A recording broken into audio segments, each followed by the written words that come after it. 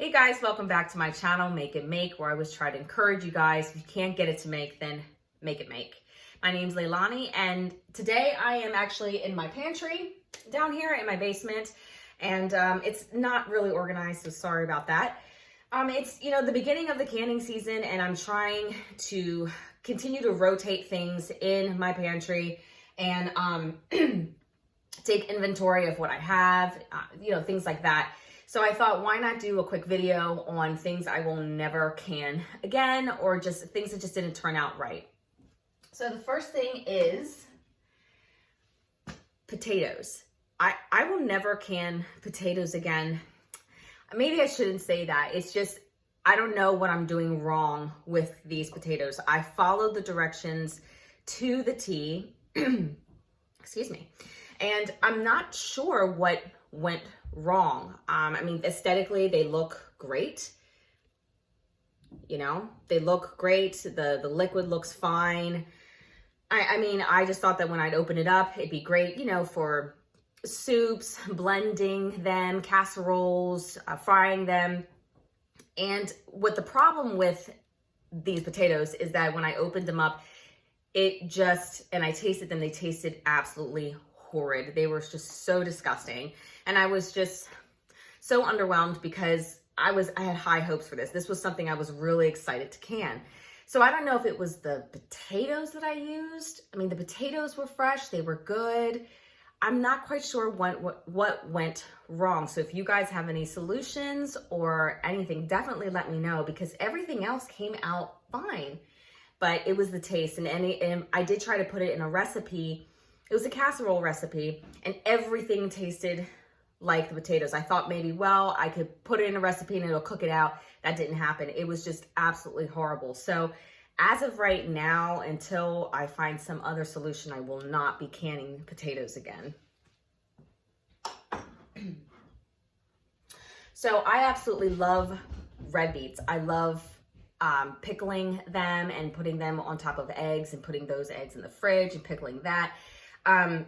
But my husband had suggested that he didn't want so much sugar because of the pickling brine that's in, pickled beets.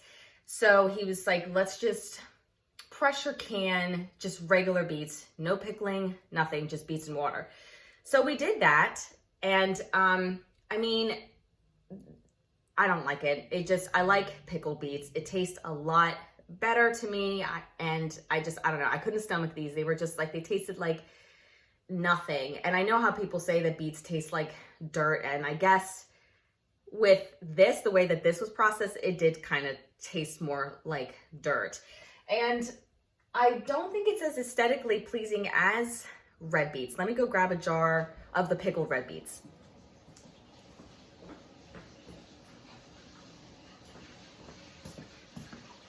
So here is a jar of the pickled red beets, and here is a jar of just red beets and water, not pickled, nothing. I guess it doesn't, in the canning world, some things just are not going to be aesthetically pleasing, and that's just the way it is. But look at this gorgeous dark purple we have going on here. I don't know, but the taste, at the end of the day, it all comes down to the taste. It did not work for us.